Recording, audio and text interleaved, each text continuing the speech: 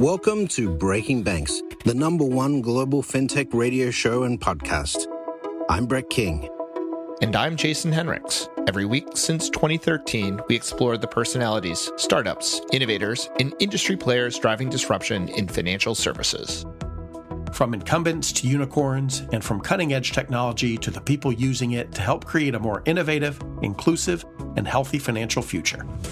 I'm JP Nicols, and this is Breaking Banks.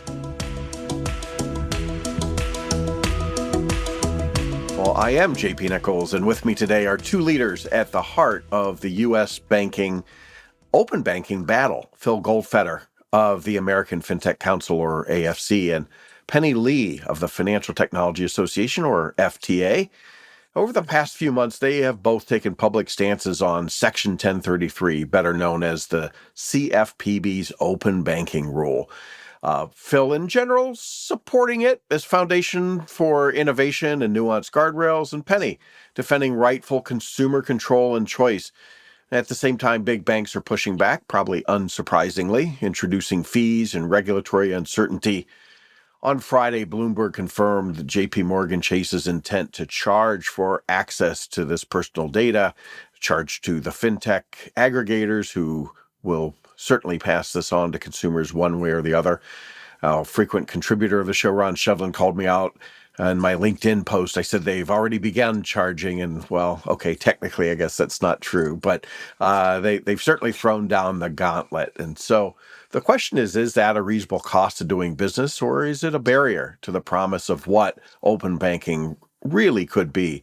Today, we'll dive into why charging for data access might feel rational for the big players now, but could hurt consumers later, as we seek to unpack the legal, security, competitive, and regulatory dynamics at play.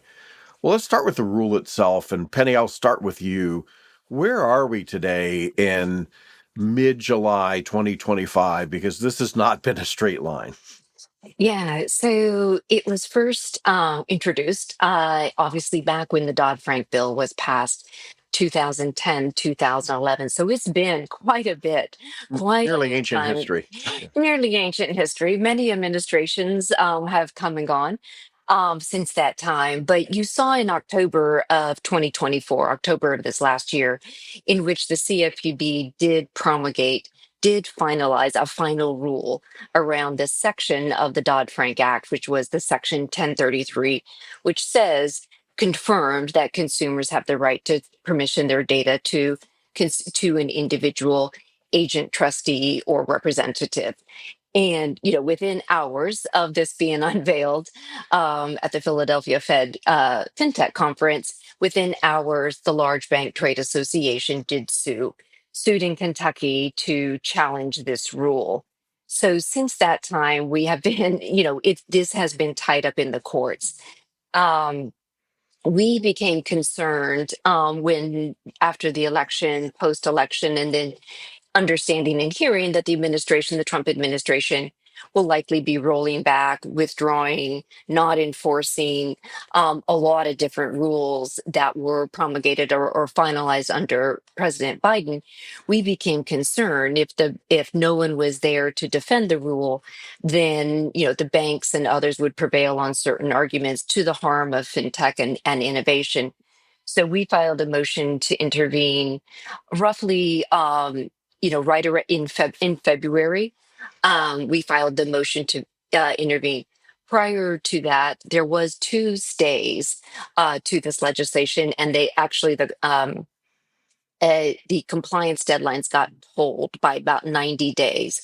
So the rule doesn't go into effect. Aspects of the rule don't go into effect until right around August of 2026. But yet this is now that all of the stays post May 25, all the stays on the rule have been lifted. So this rule, is in effect right now. And that's kind of where we are. We have had conversations with the CFPB, and others. And there was always, right after the administration took over, there was conversations about reopening. There were things that, we didn't all agree with that were promulgated or that were finalized in the final rule. Phil and I both had, objections to secondary restrictions on the secondary use of data, restrictions around the type of accounts that could be brought into open banking. So, we were having productive conversations about potentially reopening this rule and addressing some of the concerns that, both banks and fintechs had in it. I guess they say a perfect rule is that no one is happy. Well, this was a little less than We're getting there. perfect. Yeah. We're a little less than perfect on that. But then there was an about face by the CFPB, and they did go to court and asked to vacate this rule in its entirety. And to vacate, they said that the definition of who a consumer is was unlawful. So that's kind of where we're at. We have both a legal fight. We also are working through administration indicating that they might reopen the rule as well, but obviously the litigation will dictate so much of what they can and cannot open. Yeah. Well, Phil, I want to get your take on what's at stake here, right? Whether the rule is enforced or not. But before you do that, we just drilled down on Penny's point. The CFPB really completely reversed themselves, right? Did a 180 and testified. That's maybe not the right word, but provided testimony to kind of vacate their own rule, right? It's fascinating, and anybody who doesn't see the irony of both Penny and I defending a rule promulgated by Director Chopra is just sort of the comedy has got to be lost on those folks who don't realize sort of what's happening here. I remember sitting on the stage in April of 23. At that point, it was FinTech Nexus in New York City with Director Chopra talking about exactly this, right? Finding ways to create competition, which ultimately led to the rulemaking. And I think huge kudos to Penny and to the Financial Technology Association for kind of leading the lawsuit. Again, it's sort of as big as I think we've both gotten. We also recognize kind of who we're up against, right? It's not just the size, but entrenched incumbents who have been doing this for hundreds of years, right?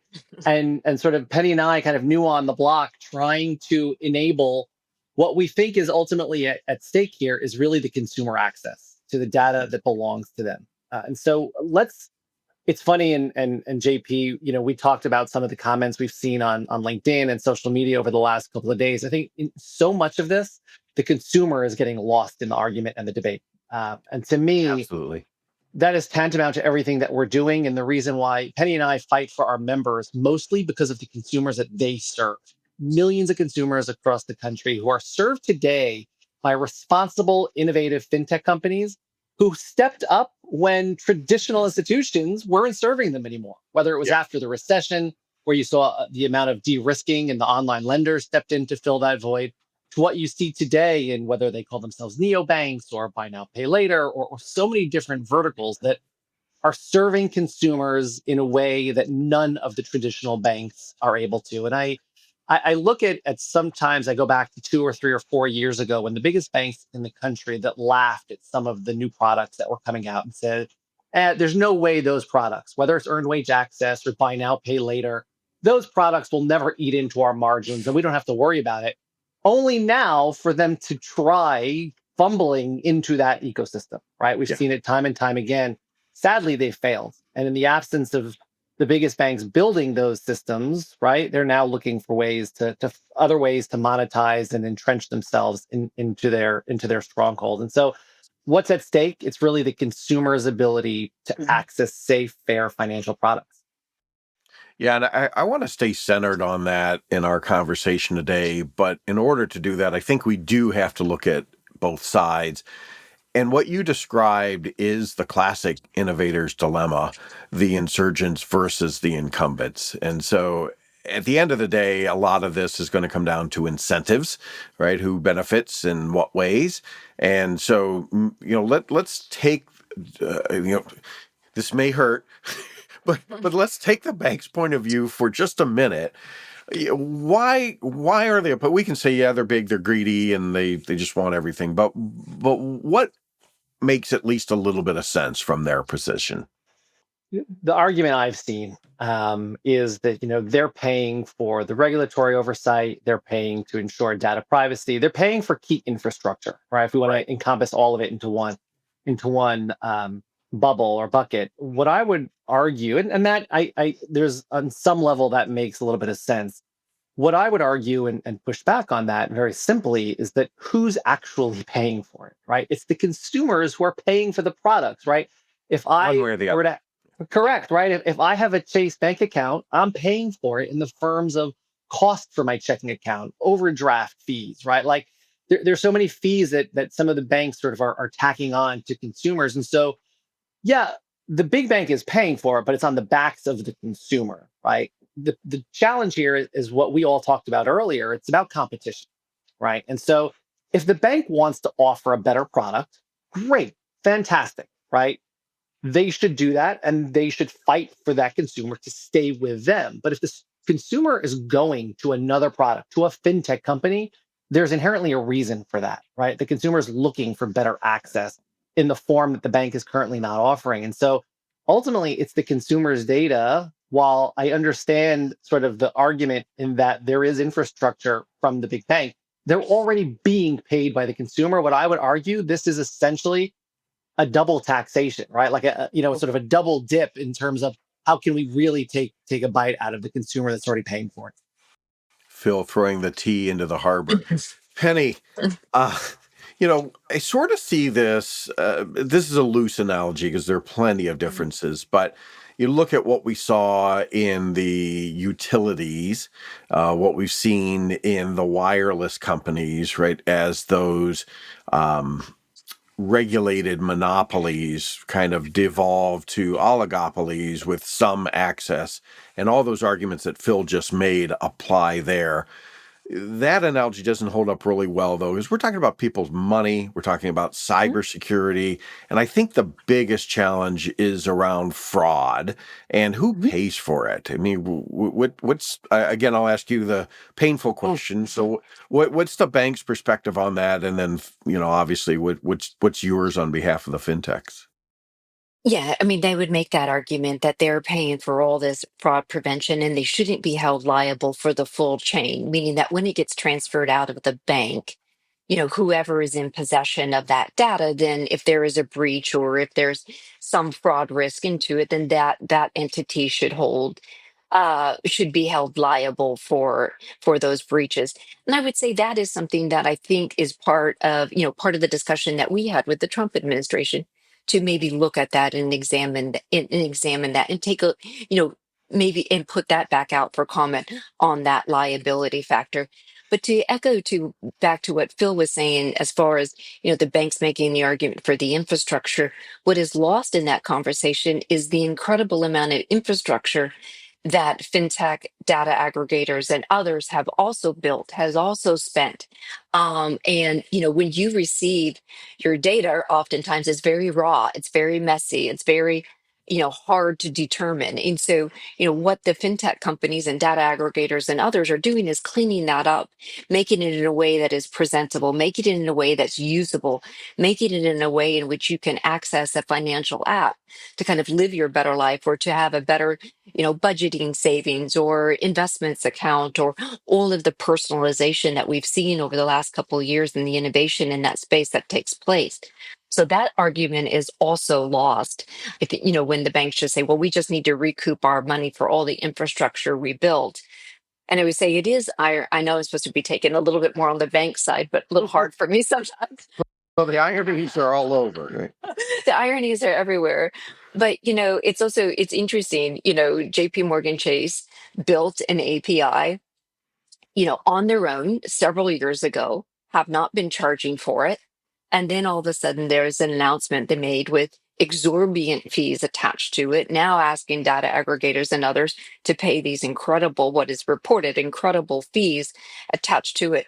So what changed in the interim? There is regulatory uncertainty, and they're trying to take advantage of that and impose these fees on it to now say we just need to recoup what we're paying, but yet ignore all the infrastructure that the fintech and other companies have done. I'll put a little bit of a finer point on that. Is essentially they're asking fintechs to pay for the strategic mistakes they've made in their own business model, right? They continue to kind of pour money, sort of down the drain when it comes to their own investments, whether it's in their sort of branch infrastructure or sort of legacy systems, instead of actually taking advantage and learning from the innovators about how they can best themselves, right? There's no question that the biggest banks in the country have the advantage, right? They have the money, while many of my members and Penny's members started out with nothing, right? And built themselves up to be those innovators, to create that access. I think Chase is sadly upset today that they're losing the battle for the consumer, right? And so this is sort of a way for them to make up for the innovation and the poor investments that they made. And quite frankly, again, their own consumer is the one that's gonna be hurt. And I would argue, and I got this question today, and it made me think. So, what should consumers do, or what can consumers do? They should make it clear that this is not acceptable, right? I look at my daughter and the way in which she embraces her financial access. My daughter doesn't know what Chase is. She doesn't know what a branch looks like, but she has a Robinhood account and she has an Acorns account, right? And she has other accounts, right? And so that is Chase should be fighting for my daughter, right? And if by supporting innovative financial institutions, that's a way to kind of find access to the next generation. And so to me, I think regardless of how this plays out, they're doing themselves a disservice. And I think it's important that consumers of all the biggest banks make it clear that they've got to offer the product, be more competitive if they want to survive. And JP, I would just also echo on that and maybe have Phil kind of expand. It is not all banks.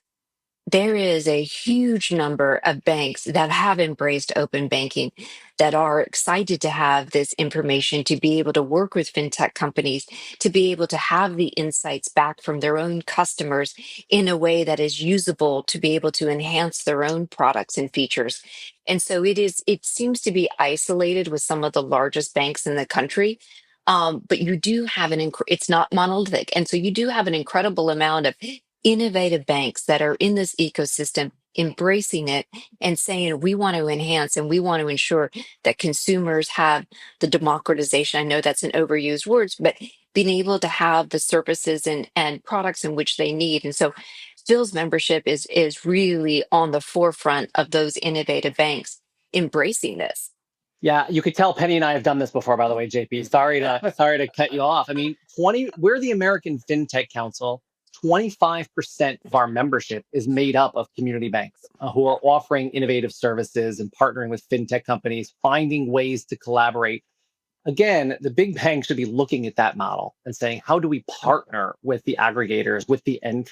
Meaning, it doesn't mean that there are not mechanisms in which Chase could be a part of this ecosystem and find new models for revenue, right? But that is going to require them to actually invest in the right ways, collaborate in the right ways, and look for ways to offer consumers products that are ultimately better so that consumers choose them over others.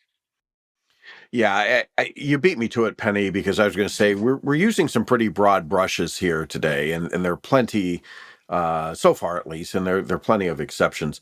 The other irony along our long list here is that the MXs, the Plaids, the Yodleys, the Finicities of the world, many of their largest clients are banks, right? Because they have challenges with their own data. It is easier for many banks, and again, maybe not the largest of all of them, but most banks, it's easier for them to have an external party make sense out of Yep. those, terabytes of data that they have. They know what their customers own, what they owe, what comes in, what goes out, but being able to turn that into relevant insights and usable applications is a challenge. And the rise of fintech and fintech partnerships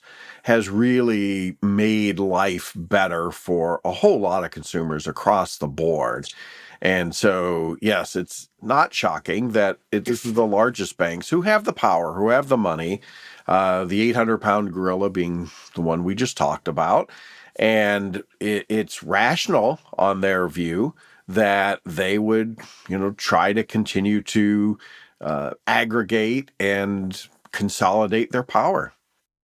Yeah, it is. And it is. And I'm glad you said it is, feels like right now isolated because there is an incredible amount that have embraced this innovation. And I would say over the last several years, we have been operating in an open banking system. We were, and so having this codified was kind of saying, here are the rules of the road. Here are some guidelines to ensure that we didn't have this anti-competitive behavior come into the marketplace in this, 1,000-pound gorilla, determined, that what that they want to add, own the control. They want to own the consumer. They want to have every part of the journey fit within their own banking model, which prevents a lot of innovation in the services and access to a lot of different products. And so that's kind of what the change has been. And that's why we, both of us, have advocated for a strong 1033, a strong open banking rule. But in the irony, as we're talking about all of the ironies, is I know one of the things that they keep saying is that we want to make sure one of the reasons we were opposed is it's going to prevent a lot of fraud into the rails and it's going to into the system. But in fact, this rule in its final form did more to protect the consumer, did more to prevent fraud, did more to enhance some of the tools and capabilities that are in place. We actually argued that the restrictions on secondary use actually prevented some of the fraud prevention tools to be taking place, and that's what we wanted to see reopened. But this was actually allowing for that, again, that codification to allow for more fraud prevention to occur. Without it, you will likely get into an AI assisted screen scraping that I don't think is healthy for the industry as well.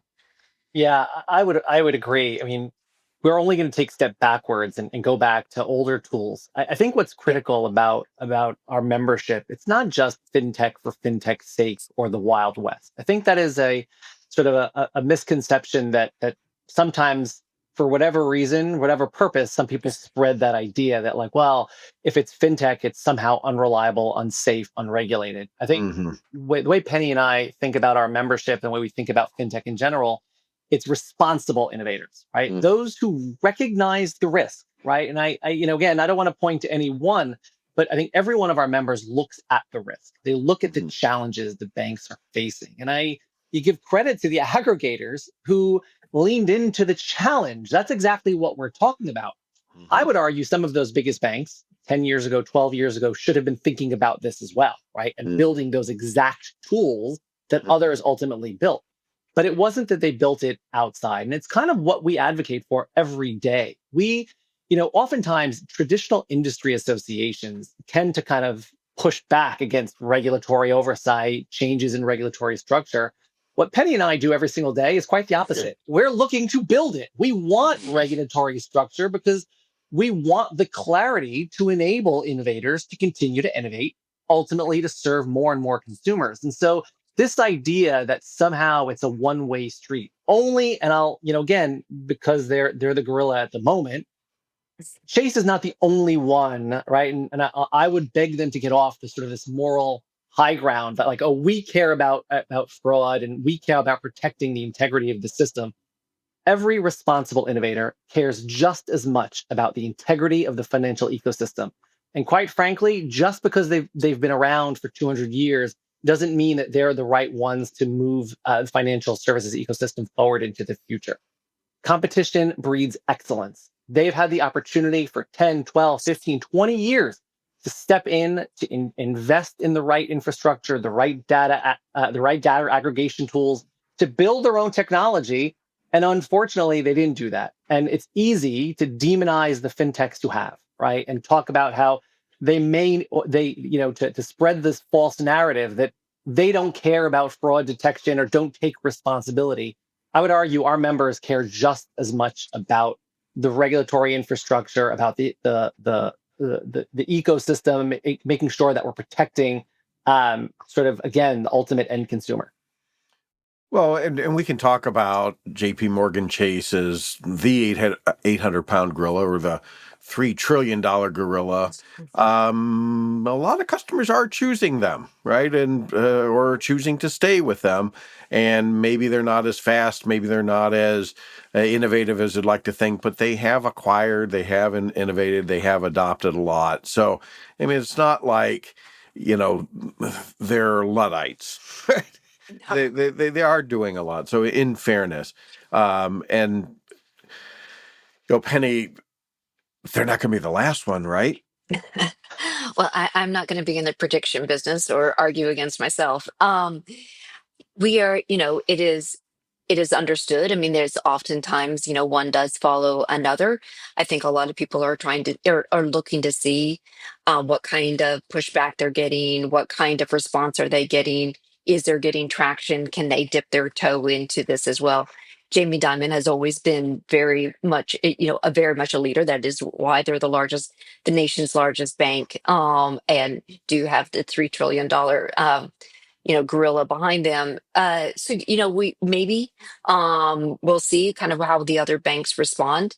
Obviously, Bank Policy Institute (BPI) sued on this rule on behalf of the nation's largest banks. So I suspect others in their own membership might be following JPMC's lead, but we don't know. I agree with everything Penny just said. And it's hard, it's almost, again, continued with the irony, like, oh, I'm going to beat up on Jamie Dimon's strategy. I mean, he's clearly done something right. However, clearly, yeah. Again, I hate to invoke this example, right? But so did Blockbuster and Right. versus sort of ultimately what Netflix created, right? And so there is always a point where someone has to, sort of recognize the pivot and shift, right? You can go back. I just finished the book on RIM, right? And BlackBerry, right? If you don't recognize and pivot, then you will go the way that those before you have. And just because JP Morgan has been successful thus far, I would venture to say it doesn't mean that they have some guaranteed ownership on the future in financial services. No. And I think right now is maybe that point. Whether this is the issue or it's not, right now may be that point. No bank has that guarantee. And over the long run, open wins, innovation wins, choice wins. I mean, these are the sorts of things that you can look across any industry over a very long period of time. And banking's a little bit different, but it's not all that different, right? There, too many banks is just say, oh yeah, well that'll never happen because this is the banking business. All right, let's take just a very short break here. Then I want to come back and talk about that bifurcation between the way the big banks are looking at this and the way the community banks are looking at this. But first, a word from our sponsor, JPMorgan Chase. No, but we'll be right back after this. This show is brought to you by Alloy Labs. As much as we love talking on the show, we believe that action is more valuable than talk. Alloy Labs is the industry leader in helping fearless bankers drive exponential growth through collaboration, exclusive partnerships, and powerful network effects that give them an unfair advantage. Learn more at alloylabs.com. Alloy Labs, banking unbound. Okay, well, we were talking before the break about the big banks. There are 5,000 banks and another 5,000 credit unions in this country, many of whom are partnering with fintechs, and they want to compete too. What are you hearing from, outside of the top 10 or 20 banks? I would, again, as sort of our membership now is about 25% made up of innovative community banks. I would say that that's probably still our largest source of growth. In terms of on a daily basis, there are community banks, even regional banks, who are now reaching out to us, talking about sort of some of the challenges they're having when it comes to innovation. They want to understand, again, the regionals want to understand sort of what's happening at the community bank level or the below $10 billion bank level. And I think those banks below $10 billion want to understand what some of the biggest ones are doing and how they're doing it, right? Whether it's Coastal or Cross River or Thread or some of these other kind of market leaders when it comes to innovative banks. A lot of members, what we love is members who join us, who come into the ecosystem, who are not currently in innovative banking. And the reason why we love those members is because it's a recognition that it's a recognition of those who came before them and their desire to learn what they did right and what they did wrong. There was a time, in the previous administration, I would say outside of the last 6 months, the 18 months before that, the only regulatory clarity that we got was by reading the consent orders that innovative banks were getting, right? Right. So we recognize that, again, there's a lot of learning to do amongst community banking. But all of those community banks who walk through the front door have embraced that they have to do something different. Community banking, I mean, I don't have to tell you, the numbers are going farther and farther down. Since I've gotten in to this industry, right, more than 10 years ago, you've seen almost a decrease from 5,500 community banks. Today, I think there's, 4,600, depending on the day and who you ask. Yeah. Community banks are struggling. And if they Yep. don't embrace responsible innovation and partner with fintech companies in the right way, by the way, let me just caveat this one more time, to better serve their consumers, right? It's not just about their own business growth. It's to ensure that community banks are not just serving their own communities anymore. There's an expansion on that. They're not going to be around in 10 years. And that, as I mentioned earlier, and we talked about before the break, that's not just about community banks, right? And banks below 10 billion. I think there's a recognition amongst regional banks right now. I've talked to probably about 5 or 6 in the last month of some of the largest regional banks about sort of their strategies and how they're implementing embedded finance and innovation. And again, sort of goes back to what I said earlier. It's sort of biggest banks are not immune to that shift. I am always encouraged when we have those conversations, whether they join us or not, right? We're always encouraged to have those conversations because inevitably there's a recognition that the evolution is happening. And so you always do better when you build those collaborations, when you build those the shared mistakes, so you can make sure the future is better for everyone. Yeah, and I would just say, we partner with banks, and so it's not like the fintech industry there shouldn't be this pitch battle right now, and most of the time it is not. We partner with the banks; they are our bank partners to facilitate, lending, payments, or all the different kinds of infrastructure that is taking place, and so there really is that divide. Those that are embraced and partnering with, and even some of the GSIBs, some of our member companies, partner with even some of the GSIBs, and they understand the value of it. So, hopefully we can get back at a time when incredible amount of innovation is happening in the sector. We're seeing it with I joked recently on that, we're getting to clarify the stable genius bills, but we're starting to see a lot of digital assets coming into line, stable coins, all kinds of different ways in which to, you know, remittances cheaper, faster, make it the settlements cheaper, faster, quicker. All of that is happening, and you have so many banks that do embrace that. So it's not, and nor should it be this pitch battle, right? What you have right now with this announcement from JP Morgan Chase is trying to control the ecosystem in which they can at the detriment of to consumers and to innovation. Yeah. Which, again, if I were them, I would probably be advocating for the same things. But we are better off when we have more competition and more options. And the world has changed, as you both pointed out. I think I first went to Finovate in roughly 2011, and most of the fintechs on stage said, "We're going to put your bank out of business." Right? And now they all end their talk with, "Come talk to us at booth 233. We want to work with your bank." And so this ecosystem has evolved, and our ecosystem at LA Labs overlaps a lot with both of you. So we see and talk to a lot of the same banks, those that are leaning in and who want to participate in this. And I know neither of you want to be in the prediction business, but let's say, the rule stands as is. JP Morgan announces their exorbitant fee schedule, and maybe even a handful of other big partner banks follow. What do we think this looks like for fintechs, for community banks, and for consumers? I'll say something on the legal. Well, if the rule is to stay as is, Yeah. it does say in the rules, banks shall make available upon request consumers' information that the bank holds. It doesn't say upon a fee. And so if the rule holds, and that is what we are in court arguing for. One, that it says upon request, which means without a fee. And two, that a consumer can permission their data to an individual, or an individual can permission it to as a consumer agent, representative, or trustee. And so that is allowable under the current rules. So in that prediction, I would say they would have to pull back on that fee. They would have to, withdraw where they're at. What I would hope, and I think that there is a reasonable conversation, there's a conversation to have, is there a reasonable fee to be assessed? I think that's a discussion. Is there amount to pay for both bank infrastructure, aggregator infrastructure? Is there a way to, you know, pay for assess fees accordingly? I think that's a reasonable conversation. What you saw from JP Morgan was exorbitant, like out of, stratospheric reported fees This in is which model they're breaking.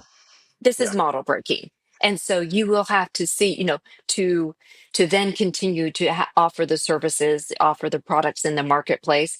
You will likely, as to what was Phil was saying, revert back to old, revert back to either screen scraping or AI assisted screen scraping, which no one is advocating for. And what this rule was trying to phase out was that aspect. So I think you will find just an entrenchment, an unfortunate entrenchment with all the progress we've made.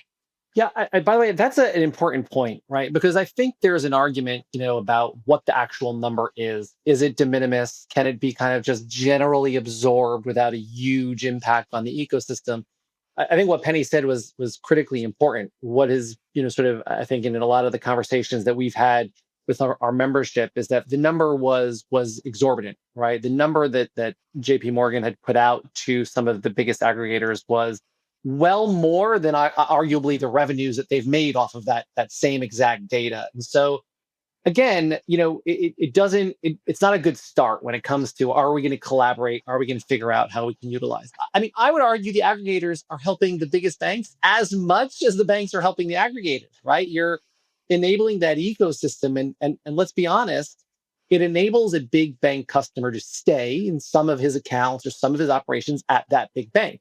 But I want to fast forward, and I use my daughter in talking about the future.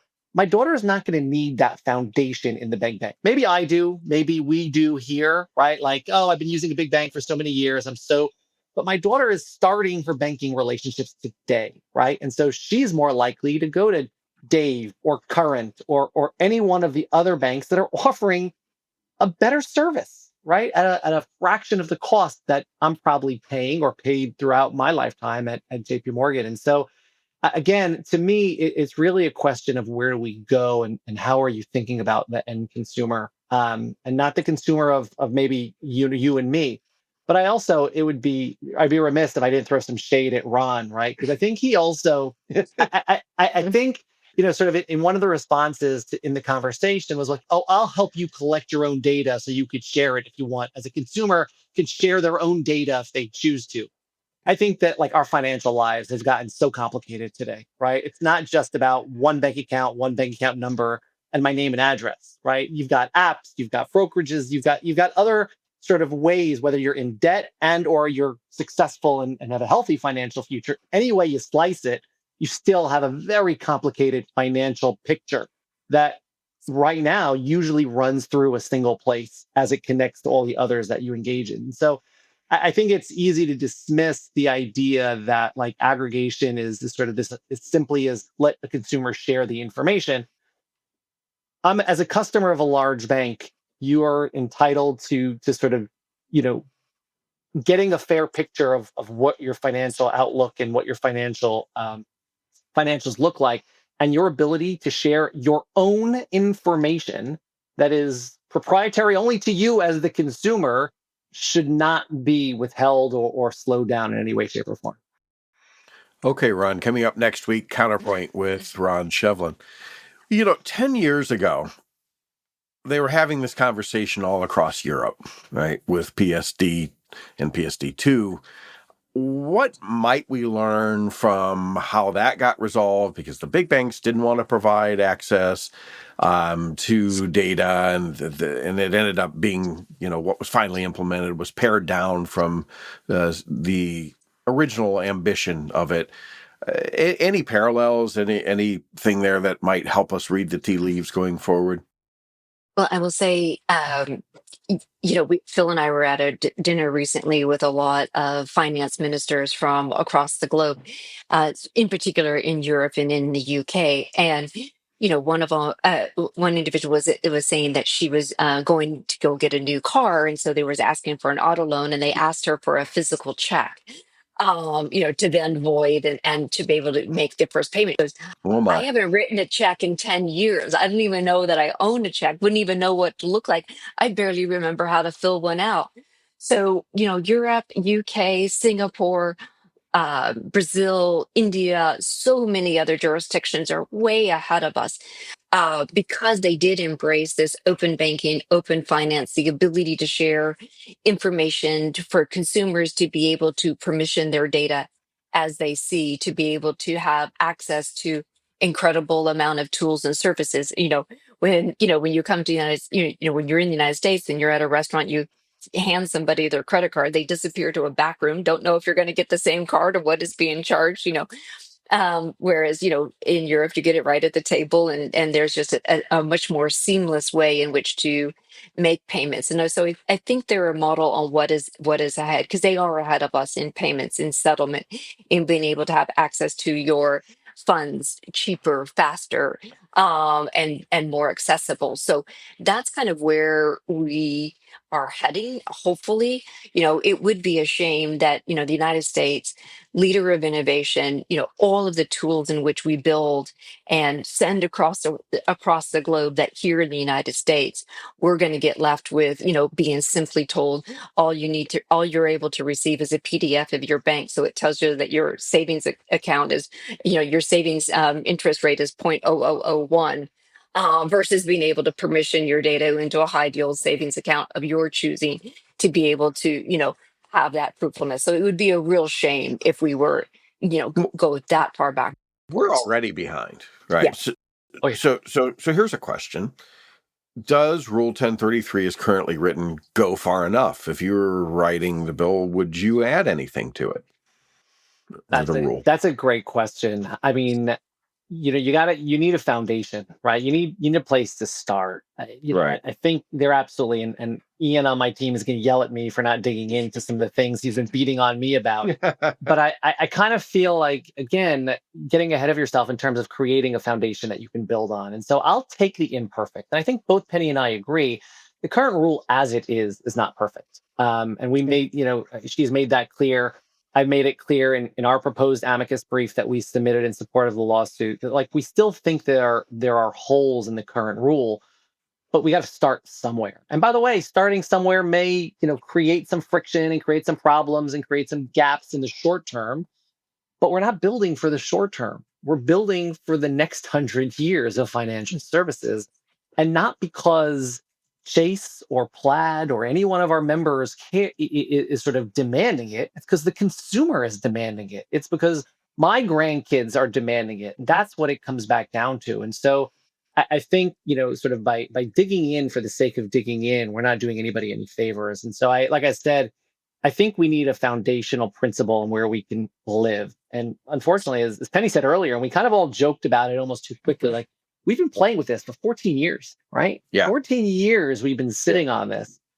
I think when we went through the rulemaking process, I was nervous. I'm sure Penny had a lot of sleepless nights. I know her members, and it is sort of not a simple sort of process. And when we got to the end, we weren't happy, but I think we recognized, there was a recognition, at least from the industry, that we were making sort of forward progress, and it gave us something to build on. Well, and I think there's plenty of PTSD of unintended consequences from the Durbin Amendment and other aspects of Dodd-Frank that, maybe is a little bit understandable.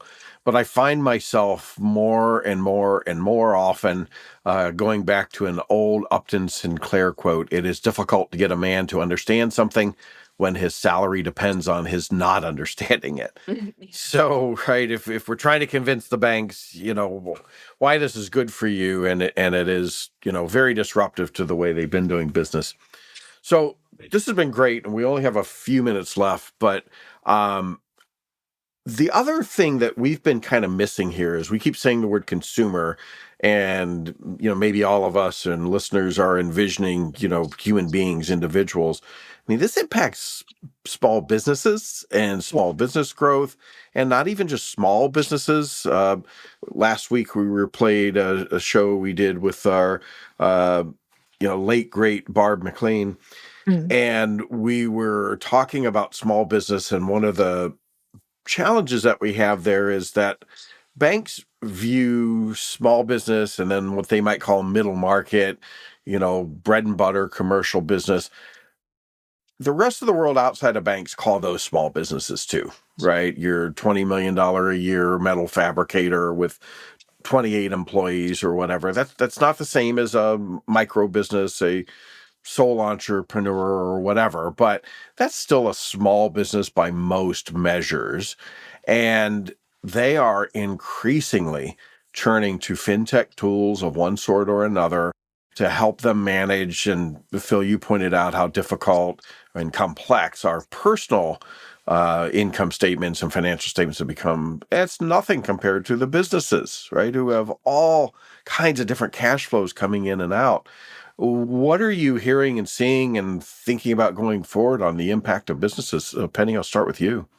Yeah, it is. And we were focused a little bit on the consumer, but that begets also the small business too. And they use Yep. this information and this data from a consumer to be able to underwrite cash flow underwriting, to be able to, revenue-based financing, to be able to understand, what a small business needs as far as building out their 401k, all kind of aspects, treasury management, budgets, intake and outtake, and just understanding flow of inventory. All of that information does go into the small business. And large part, large banks have abandoned that. They would say from regulatory pressure, they really can't lend to anybody under $100,000 in that range, in that loan size. And so fintechs have filled that gap. And without the access to this data for consumers to be able to permission it to that small business, to that underwriting capacity, they will be harmed. And so there's a ripple effect that is taking place with that.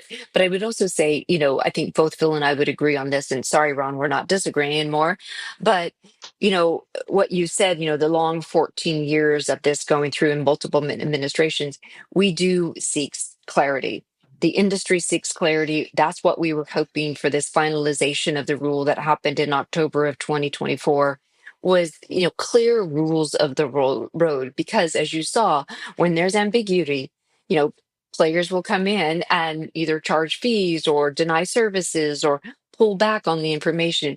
And so we do want whatever is promulgated at the end, whatever the courts decide, that gives that clarity and that certainty that can last multiple administrations. So we're not hitting these pendulum swings that does nobody any good. Well, Phil, let me ask you, and then Penny, I'll give you the final word on this. Here's the $64,000 question. Is open banking dying, or are we just growing up? This is the maturity process. And let me just stop for a second because I wasn't a part of last week's episode, and just sort of condolences to Barb's family. And, her and I had the opportunity to work with her when she was at the bank before her previous, the latest endeavor. And it was she was such a pleasure to work with and just so full of life. And so Yes. just a tragedy, and my best wishes and condolences to her family. Thank you. The answer is no. We're going through a maturity process. Every industry goes through this process. And historically, you go through any evolution when it comes to innovation, there's going to be incumbents that are going to push back, and they're going to use every tool in their toolbox. Let me just, maybe I should say this, and maybe I'll make Ron a little happy. I don't necessarily blame Chase for what they're doing, right? Like I kind of, there's a part of me, and I think I started the conversation with, like, I kind of there's a way to understand what they're doing. It doesn't make it right, right? It doesn't make it right for their customer. It doesn't make it right for the customer of the fintech company. And so what I'm a very pragmatic guy, and for me, I would have liked to have seen more of a collaborative approach to what they're trying to accomplish, right? And how they're trying to sort of maintain their business model and their infrastructure, working together with the fintech ecosystem. I think what I have seen over the last 10 years is mostly like, pretend it doesn't exist, try and roll out a product that competes, And now I think this is like kind of the next step of that is like, okay, so how do I now stop those guys? Because I clearly can't compete. And so I do think this is an evolution that we've seen time and time again. I have books on my shelf that tell the story of all the innovators that tried and tried to hold on until they couldn't anymore. And so, exactly, right? And I've gone through them all. And again, I nothing is guaranteed in life, and I don't know how the story ends. And as Penny said, I hate to make predictions because I never like to be wrong. But that being the case, is to me, I would have liked to see this next step of this story a little bit different, right? Working with the aggregators, working with the fintech companies to kind of figure out how to work together in the best interest of the shared consumer, right? And small business. Well, hopefully that's where we go. But Penny, is open banking dying or just growing up? I don't think the consumers are going to let die. They've enjoyed what they have, and that is, as you know, as Phil's daughter is illustrative of it. You know, the multiple different ways in which they can engage, or budget, save, build credit, all the different aspects. And so, if it's now told, I'm sorry, you're not going to be able to have access to be able to share to your friend, be able to split the bill at a restaurant, being able to send instantaneous thing to pay for, a service, a home repair or whatever the case, that's now been cut off. That is, the consumers will react. And so that notion of open banking being dead, I think consumers are going to protest and won't allow for it. So innovation will still occur. In what form, we still got to go through, as Phil was saying, some maturity. And we still got to go through a couple of, cycles of where exactly it lands at the end of the day, especially from a regulatory clarity standpoint. But it's too much innovation. It's too global. They're going to compete against, incumbents across the globe. And it would be a real shame if America was actually left behind. Okay. Well, open banking is dead. Long live open banking. So thanks to you both, Phil Goldfeder of the American Fintech Council and Penny Lee of the Financial Technology Association. We'll be back next week with more Breaking Banks. That's it for another week of the world's #1 fintech podcast and radio show, Breaking Banks. This episode was produced by our US-based production team, including producer Elizabeth Severance, audio engineer Kevin Hersham. If you like this episode, don't forget to tweet it out or post it on your favorite social media, or leave us a 5-star review on iTunes, Google Podcasts, Facebook, or wherever it is that you listen to our show. Those actions help other people find our podcast, and in return, that helps us build an audience that can be supported by sponsorship, so we can continue to provide you with our award-winning content every week. Thanks again for joining us. We'll see you on Breaking Banks next week.